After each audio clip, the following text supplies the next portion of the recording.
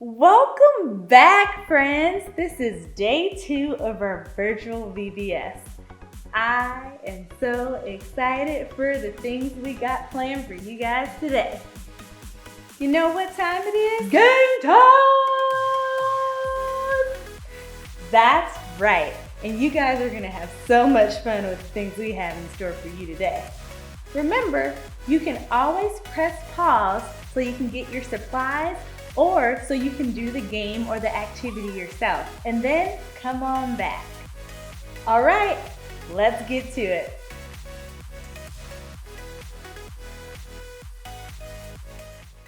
What's up, guys? My name is Caleb and this is my best friend Russell. We are about to play some awesome, challenging games and we can't wait to show you what these games are.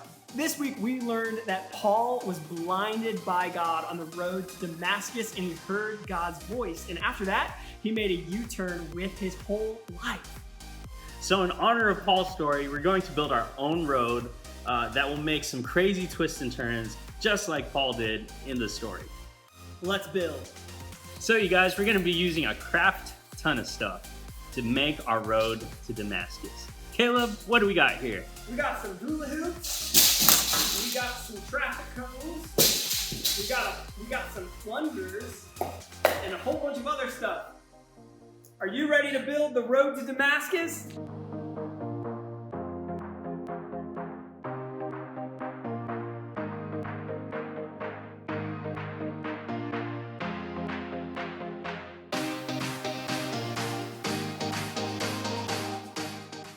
Okay guys, Russell is going to be blindfolded and he is going to start on the rug and he's going to hopefully get to the top of the steps. We've created our Damascus road and we are ready to begin playing. Now when you play at home, you can yell out phrases like stop, turn left, turn right, make a U-turn. Things like that to help your parent or your friend get to the end of your Damascus road experience. Are you ready, Russell? Yeah. Okay, let's begin. Let's walk forward. Okay, stop, Russell. We don't want you to hit the wall. Go left. My left. Your right. Right. Yeah, turn right. Come forward. Oh, okay. Keep coming. Keep coming. It's fine. Keep coming. Okay, keep coming. Make a right. Okay, keep going. Keep going. Watch out for the wall! Oh, that was crazy there. Jeez. Okay, make a left. Okay, Russell, slow down there, but make a, okay, whoa. You're gonna make a right. No, left. Make a left. Okay, keep coming. Okay, no, stop. Okay, stop. Okay, Russell, keep going forward. Okay, stop. Back up a little bit. Maybe make a U-turn, maybe. But okay, no, actually don't make a U-turn. Okay, continue forward. Keep going. You're almost there, Russell. You're almost there, bud. Okay, a little more. Okay, stop. Crouch, bend down. We got a hula hoop right in front of you. Crawl. Crawl very slowly. Okay, you're almost there, Russell. You're almost there. Okay, Russell, come on. You can do this. We're almost there. Okay, all right, yes, Russell! Okay. I made it! You made it, dude. I made it! Yes. Mom, I made it! Wow, guys, that was so much fun. I think I need a nap. How about you, Russell? Me too. Maybe some sliced apples. Now, it's time for you to gather your supplies and play yourselves. Remember, you can play these games on your own or with a couple of others. Have a great time. Yeah! All right, Russ, I think we need to play one more game. What do you think? One more? One more game. Let's do it. So for this next game, it's really fun and super silly. All you need is a hat, some duct tape, a tube sock, and a tennis ball. Last but not least, one of the most important parts of this game are some targets. With your hat, you're gonna wear your hat, you're gonna put a tennis ball into the tube sock, like so. Get it all the way down there. So let me, give me a second here, kids. Trying to get So once you have your tennis ball all the way down into your sock, you are going to make sure that the sock is secure underneath your hat. In this case, you may need some duct tape, but I don't think we're gonna need it with the kind of hat that we have. But if you need it, please use it because it's gonna be very vital to the game. Russell, what is the goal of the game? The goal of the game, ladies and gentlemen, is to knock down your targets with this thing on your head, with your hands on your hips or behind your back. And we will demonstrate as such. Russell, give us a demonstration. Here we go. Demonstration in 3, 2, 1. It's a lot harder than it looks, guys. What's up, kids? So what we are going to do is we are going to knock down the targets in front of us. And the first person to knock down the middle target, the chips, wins the game. This is a really fun game that you can play with a parent or with your friend. You first have to knock down the items before you get there. Are you ready, Russell? Let's do it. 3, 2, 1, go! Ow! It's not staying. Yeah! Caleb wins! Yeah! Okay, kids, send us your videos of you playing this game, and we'll see who the winner is. We'll see who the best of them all is, the champion, and we will see you next time.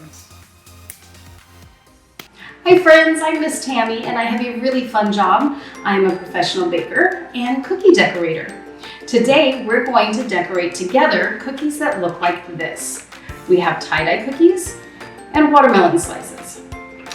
So let's talk about the actual cookies. It's very easy to go online and research all kinds of sugar cookie recipes, and they're all great. But it's just as easy to use a roll of the dough that you can find in the refrigerated section at the grocery store. There are directions on the package for how to roll that dough out. I roll mine about 3/8 of an inch thick, and they come out soft on the inside and just perfect. You're going to cut some in circles, and some of those circles you're just going to cut in half. Just use a knife and cut them in half before you bake them. A little tip that I like to share is that once you have cut your cookies and put them on your baking sheet, put them in the freezer for about 15 minutes before you bake them, and they'll hold their shape really nicely. So once you have your cookies baked, you're going to need to gather the other supplies that you need to decorate them. I use what we call a scribe tool to help push the icing around, but you can use a toothpick. It works just the same. So you're gonna want some toothpicks, some Ziploc baggies, just standard Ziploc baggies that you have in your kitchen. We can use those as icing bags. You don't have to get a fancy icing bag to use for that. You're going to need just a little pair of scissors so you can snip the end off of your icing bag once you've got the icing in it. And then I like to keep little jars in front of me to keep my icing in so that they stand up straight. Otherwise they're gonna flop over and icing will get everywhere. So keep that in front of you, keep your icing separated. And then we always have napkins in case of accidents. You've gotta clean up when you make a mistake. So let's start with our watermelon slices.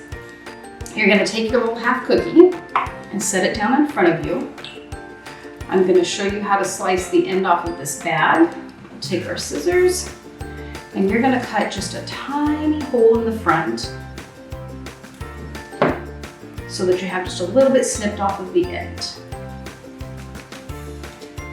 Then we will start on one end of the cookie, and you're just tracing the outline of that cookie all the way around to the end. And it doesn't have to be perfect. However yours looks is going to be beautiful, so don't worry about perfection. Just have fun doing it. We're gonna trace another line just outside the first one that you did. Now we have a little tunnel to fill up, so we're gonna fill that up with icing. So just squeeze that in there until it's all full. And we'll set that back down in the cup. And that's where we use our fancy little tool or our toothpick. And just swirl that icing around in there so that it's all even. It's all where it should be and all of the little gaps are filled in. And if you see any bubbles in your icing, you can pop those. But remember, this is a watermelon, and watermelons aren't exactly the same every time, so it doesn't matter how it looks, just so that you have an edge on there. So we're gonna do all of the green first. So you're gonna take each of your cookies and do your green outline.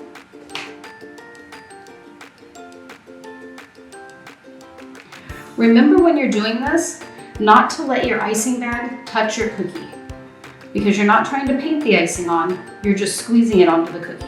If you just let the icing fall onto the cookie, it's a lot neater and easier than trying to touch the cookie with your icing bag. There we go. So do that to all of your watermelon slices. Get all of the green on the outside. And by the time you have finished doing all of your green, you'll notice that it's barely starting to dry around the edges. It'll look a little more like that, where the edges are dry. It doesn't have to be completely dry, but we're gonna put the pink on for the inside of the watermelon next. And it works better if the inside edge of that green is just a little bit dry. Okay, so you're gonna start right next to that green and just let that pink icing fall right up next to it. Go across the front.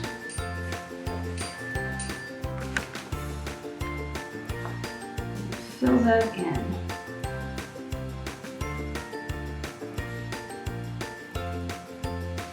This is where our little tool comes in handy. You just swirl that around in all the places. Just make sure that pink touches right up next to the green.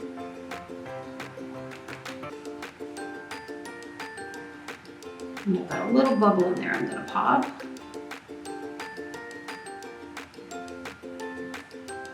And then here's a little trick that I use too sometimes. If you give this a little shake and a little tap, it'll fill in all the little gaps. So get that like that.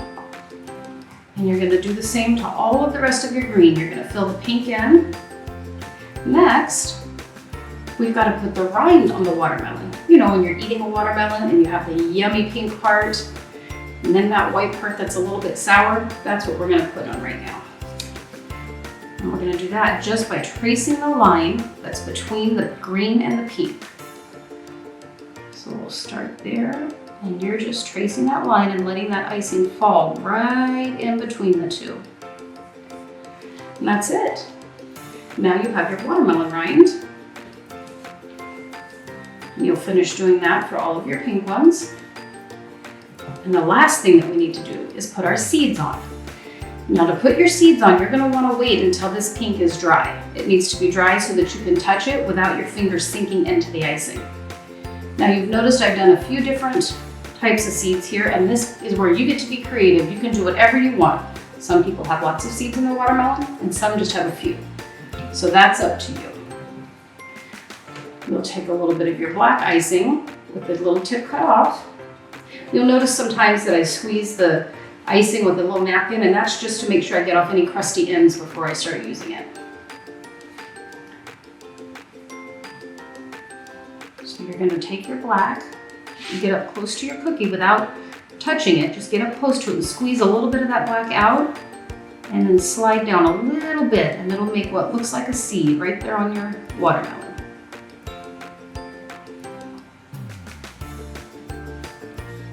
It almost looks like a little teardrop.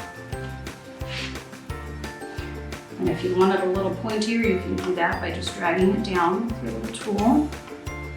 I'll make it a little bit pointier at the end. And there you have your watermelon slice. Now the next design we're going to work on is our tie-dye design. This one is super fun to do. One of my favorite things about doing the tie-dye is you literally cannot make a mistake with these. As long as you have the good strong foundation of a good cookie and your icing ready to go, you can make just a beautiful creation with whatever colors you choose. I'm going to use the colors that we've already used for our watermelon, and then I'm adding a little blue in. But we are going to start by laying down the white icing. The white icing is our base, it's our foundation for this cookie. You just trace the outside of that cookie and fill it in. You're just going to go around in a circle until you get to the center. It's just a big spiral of icing in there. Now you want to be careful that you don't put too much on there. Don't squeeze too hard or it'll all start flopping over the edges. Then we're going to take our square tool or our toothpick. We're going to fill it in. Now this is one cookie that you don't have to wait to dry before you do the next step. In fact, you don't want it to be dry. So while that cookie is still wet, we're gonna pick a color. I'm gonna start with pink, and you're just gonna draw a spiral on the cookie. Does not have to be perfect. However you do, it's gonna be fine. So start in the middle, and you're just gonna make a spiral towards the outside. Then you'll take your next color, we'll do green, and start on the inside of that spiral, and work it around towards the outside. And then I decided I wanted to add a little blue in there too. So we're gonna fit some blue right in there with it. And there's no right or wrong. It's perfectly okay if these colors touch, because we're gonna swirl them all together anyway. Now is where the fun begins. You're gonna take your tool, either your toothpick or your scribe tool. You're gonna start right in the middle, and you're just gonna slide that out. Just draw a line straight through it. And you're just gonna keep going all the way around, drawing those lines out. It kind of looks like a spider web. And when you do that, it's starting to swirl the colors together. But what really makes it fun is after you've gone all the way around, now you're gonna go in reverse. We're gonna start on the outside and bring it in. And you can see they're all just starting to swirl together. Kind of like a big tie-dye. And then in the middle, I just swirl it around a little bit so that they all come together. So you can see on the outside of this cookie, you have some parts where the icing is kind of going over, or it hasn't filled in all the way. So the very last thing I do is I take my little tool and I put it up against the edge of the cookie, and I just go all the way around it. And that scoops up any icing that was starting to fall off, and will help to fill in any holes you've got in there. And there you go. You have a beautiful tie-dye cookie. So that wasn't hard, was it? We've made two beautiful designs, and you did it. You did a fantastic job. I'm sure they're beautiful. I wish I could see all of your creations, because I'm sure they're each different and lovely. And I just want to encourage you to try things. Try fun things you haven't tried before. Just make sure you have the supplies that you need. Our cookie was our foundation of our baking today. Gather the things you need, have them in front of you, and be creative. It was so much fun making cookies with you today. Now go eat your creations and enjoy them. Bye. Hey everyone, my name is Caitlin and I'm going to be teaching you today's craft. Who else is excited to do another project together? I know I am. Before we get started, let's learn a little bit about why we're doing this particular craft today. It all starts with the Bible story that we learned. Anyone remember what happened in today's Bible story? We learned this. The last night Jesus spent with his disciples, he had asked his disciples to remain awake and pray while he went further into the garden. Jesus was distressed because he knew he was going to have to die on the cross to save people from their sins. However, Jesus eventually knew it was time to follow through with God's plan of dying on the cross for our sins. On our project today, we are going to write, "No one has greater love," meaning there is no greater love than Jesus's. Love and forgiveness of our sins. Let's get started, guys. The supplies you'll need for today's craft are a 9-inch paper plate, some string or yarn, a hole puncher, tape, scissors, and either a pen or a Sharpie. What we're going to start by doing is you're going to draw a heart on the back of your paper plate. Then you're going to use the pen or your hole puncher to punch holes into the plate in the shape of the heart. My hole puncher wouldn't fit on the paper plate, so that's why I used the pen. Then what you're going to do is you're going to take some yarn or string. You're going to take a pretty long piece. Then you're going to take some tape and you're going to tape the top so the tape acts almost like a needle. Then what we're going to do is we're going to tape the other side of the yarn to the back of the paper plate, just like that. Then we're going to start weaving our yarn in and out of all the holes.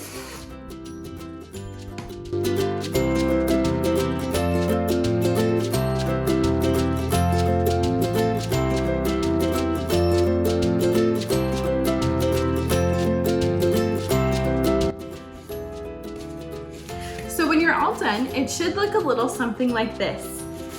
Now, we're going to take our marker and we're going to write, no one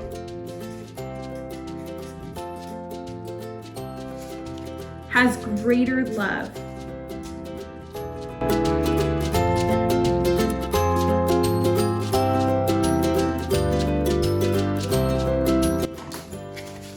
Just like that. Then we're going to take our hole puncher. We're going to punch a hole at the top. Grab some more string.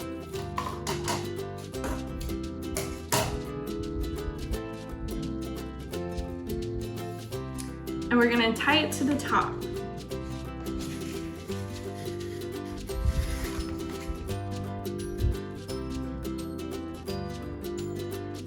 That way, we can hang it up for everyone to see. I hope you guys enjoyed today's craft and Bible story. I hope you guys have a wonderful rest of your day. Bye! So good. Oh, I didn't know we were back. That icing, so good. I hope you guys had so much fun decorating those cookies, but more importantly, eating the cookies. That's my favorite part. Well, actually, my favorite part right now is eating this icing. It's so good. It's so good. I'm not gonna show you guys my cookies. They didn't turn out the best today.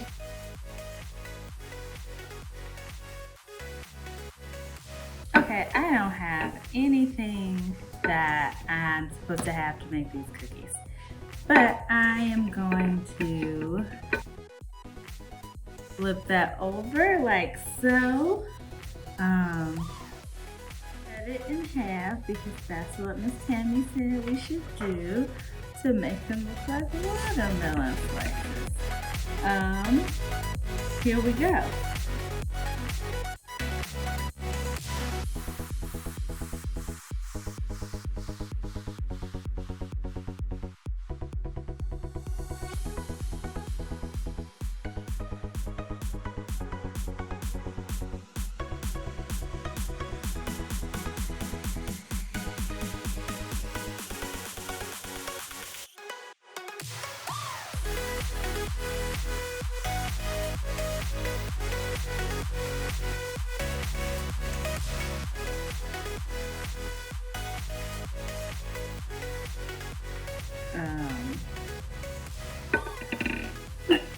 I don't know what these are, but they're not watermelon slices. So yeah, I'm not showing anybody this video. Delete. So that's all we have for you for our day 2 of our virtual VBS, but we'll be back in 2 days. All right, have a great day, guys. Bye.